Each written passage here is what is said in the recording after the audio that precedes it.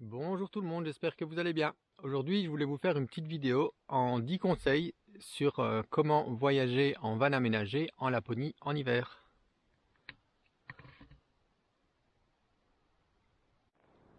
Mon premier conseil, c'est de contrôler la météo 2 fois par jour et sur plusieurs sites différents. Les conditions météo peuvent vraiment changer très vite ici, ça peut être très dur. Si jamais ils annoncent de la neige, il va falloir privilégier les stationnements sur les parkings des stations-service ou des supermarchés, des trucs comme ça. Ces parkings-là sont très vite dégagés, sont très accessibles. Il n'y a jamais aucun problème, le camping sauvage est autorisé en Laponie et donc on a vraiment jamais eu de problème. Mais on peut vite être enneigé dans les parkings, les parkings sauvages par exemple. Si vous voyez des températures qui avoisinent les moins 20 degrés, alors là, tout ce que je peux vous conseiller, c'est d'essayer de trouver un abri, un parking couvert par exemple. Il n'y en a pas beaucoup, mais il y en a quand même quelques-uns. Parce qu'à moins 20, nous on a eu des moins 26 et à moins 20, enfin, il y a tout qui vous lâche, il y a tout qui gèle, vous savez plus ouvrir les portes. Le chauffage nous a lâché également, donc vraiment tout ce que je peux vous conseiller, c'est d'aller dans des zones qui sont plus protégées, dans des villes ou des parkings couverts, ça c'est vraiment l'idéal. Conseil numéro 2, toujours à cause des conditions météo, je vous conseille de bien penser à la sortie au moment où vous vous garez. Il faut faire le moins de manœuvres possible pour pouvoir sortir. Vous ne savez pas dans quelles conditions vous allez sortir le lendemain.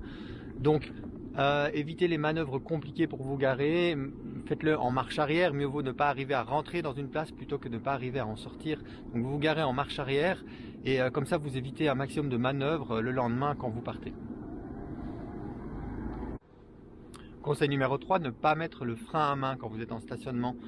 Vos freins peuvent geler et là vous pouvez plus démarrer, donc vous mettez une vitesse et de toute façon a priori on aime bien être à plat, donc il n'y a pas trop de problème et ça vous évitez les surprises le matin pour partir. Conseil numéro 4, eh bien ça concerne les pneus. Oui, bien sûr, on part pas en Laponie en hiver sans pneus hiver, ça paraît assez évident, d'autant qu'en fait c'est obligatoire en Finlande d'avoir des pneus hiver en hiver. Nous, on vient de Belgique et la plupart des pays qu'on traverse pour arriver jusqu'en Finlande, dans ces pays, les pneus hiver sont obligatoires. Donc voilà, il n'y a pas à se poser la question. De toute façon, il faut savoir que les routes sont enneigées partout, tout le temps, même les axes principaux sont enneigés. Et alors certainement les axes secondaires et les pneus hiver suffisent même pas toujours. Donc oui, bien sûr, on part avec des pneus hiver en Laponie en hiver. Maintenant, je suis pas un professionnel du pneu, mais je me suis beaucoup renseigné sur le sujet. Et bon, il y a plusieurs catégories dans l'efficacité des pneus sur la neige. Et c'est pas la catégorie qui fait le prix en fait. Dans chaque catégorie, il y a une gamme de prix et c'est surtout la marque en fait qui va changer le prix. Moi, ce que j'ai retenu par rapport à ces différents pneus en fait, c'est que en général, plus le pneu est efficace sur la neige, plus il va faire du bruit quand il n'est pas sur la neige et plus il va augmenter votre consommation de carburant. Alors il faut faire un compromis quand même entre efficacité sur la neige et efficacité en dehors. Pour venir jusqu'en Laponie, il nous a fallu à peu près 2500 km et sur ces 2500 km, il y avait certainement plus de 1000-1500 km qui n'étaient pas sur la neige. Et puis le reste de l'hiver, en Belgique, on n'a pas beaucoup de neige non plus, donc on n'a pas besoin non plus de pneus cloutés qui eux sont très très efficaces sur la neige, mais qui vont vraiment beaucoup augmenter la consommation en carburant et faire énormément de bruit. Donc voilà, il faut trouver un compromis aussi entre efficacité pendant ce voyage, bien entendu, c'est indispensable, mais sur le reste de l'année aussi. En cinquième position, une petite liste de matériel que je trouve indispensable. Premier matériel sur cette liste-là, c'est la pelle à neige. Bah oui, on peut se retrouver enneigé, ça a été notre cas. Dans un demi-tour, j'ai mal évalué et je me suis retrouvé dans un gros paquet de neige et donc il a fallu que je déblaye d'abord avec la pelle à neige et puis après on a pu se dégager. Donc voilà, moi j'ai une petite pelle, je l'ai achetée pour l'occasion, une petite pelle de randonnée en fait, ça coûte pas très très cher sur internet. et elle est démontable, et donc elle prend pas tellement de place et on a vraiment été content de l'avoir.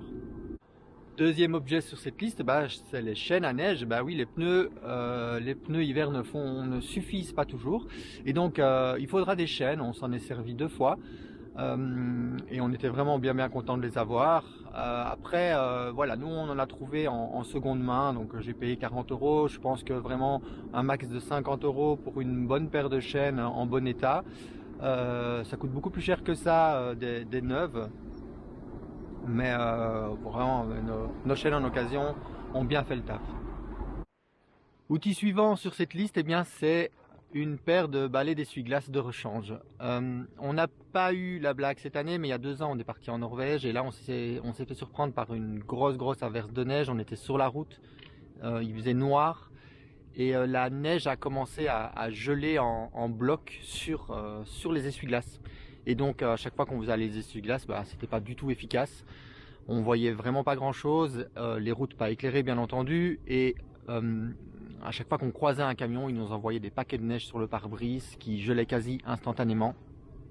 Et là c'était vraiment l'horreur. Dès qu'on pouvait, on s'arrêtait pour casser la neige, pour nettoyer les balais d'essuie-glace, pour pouvoir faire encore quelques centaines de mètres en plus, et ça a été vraiment très difficile. On a dû s'arrêter, attendre que l'averse passe, et à la station-service, c'est la première station-service après, j'ai acheté une paire de balais d'essuie-glace pour pouvoir changer mes balais qui étaient complètement détruits en fait. Donc depuis, maintenant j'ai toujours une paire de balais d'essuie-glace de rechange au cas où dans le coffre. Cette année, on s'en est pas encore servi.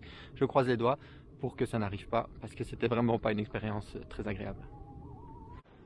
Ensuite, les rideaux isothermiques à l'intérieur du van. Nous, on a vraiment des rideaux pour toutes les fenêtres à l'intérieur du van, pour le haillon arrière, les fenêtres arrière, les fenêtres avant, le pare-brise. C'est indispensable, ça me paraît assez évident. Et pour finir sur cette liste, une bonne couette. Nous, on a une double couette qu'on a mis dans une seule housse, avec au-dessus encore une petite couverture comme ça en pilou. Et parce qu'on a décidé de ne pas chauffer la nuit par souci d'économie d'énergie, de carburant, d'électricité, par souci de sécurité aussi, parce que bon voilà, c'est un chauffage au diesel, on n'est jamais sûr à 100%, même si on a quand même un détecteur de CO dans le van. Et donc voilà, on a décidé de ne pas chauffer la nuit. On a eu une nuit à -9 à l'intérieur du van, et on n'a pas eu froid, mais vraiment, donc je vous conseille une très bonne couette. Conseil numéro 6, ça concerne l'électricité. Il faut savoir qu'avec le froid, les batteries se déchargent plus vite. Et on a des surprises, quelquefois nos téléphones à 25% de batterie, boum, ils s'éteignaient comme s'ils étaient vides. Et puis on les branchait et en 2 minutes ils étaient de nouveau à 35%. Donc on a vraiment des surprises donc pour tous les appareils qui fonctionnent sur batterie, mais ça veut dire aussi la batterie de votre véhicule également. Et donc il faut la jouer économique, surtout qu'on chauffe beaucoup. Bon, le chauffage ne consomme pas énormément d'électricité, mais il en consomme quand même, et c'est la priorité ici avec les températures qu'on a. Donc il faut garder du courant pour le chauffage, donc il faut vraiment la jouer économique. Nous, la batterie donc se charge avec l'alternateur de la voiture, donc on a décidé d'allumer le chauffage avec le moteur de la voiture allumé, et une fois que le chauffage était lancé, à ce moment-là seulement on éteint le moteur. Le conseil numéro 7, il concerne le gaz. Il faut savoir que le froid diminue la pression dans votre circuit de gaz. Ça veut dire que vous n'arriverez pas à voir le fond des bouteilles de gaz en réalité. Nous, on a le coup, je dirais à l'œil, il nous reste à peu près un tiers dans une bouteille. Quand on la met, la pression est vraiment très faible et ça suffit plus pour cuire nos aliments, pour chauffer l'eau. Et donc toujours avoir une quantité suffisante de bouteilles de gaz, sachant que les systèmes ici en Finlande ne sont pas les mêmes systèmes qu'en Europe centrale, je vais dire. Et donc vous ne trouverez pas de bouteille de gaz qui correspond à votre détendeur. Donc ça c'est quand même très embêtant. Donc on ne le savait pas en partant. Pour le moment on a prévu une bouteille de rechange, donc ça va. Mais on n'est pas encore sûr de terminer les vacances avec notre gaz. Donc il faudra qu'on trouve un plan B à ce moment-là.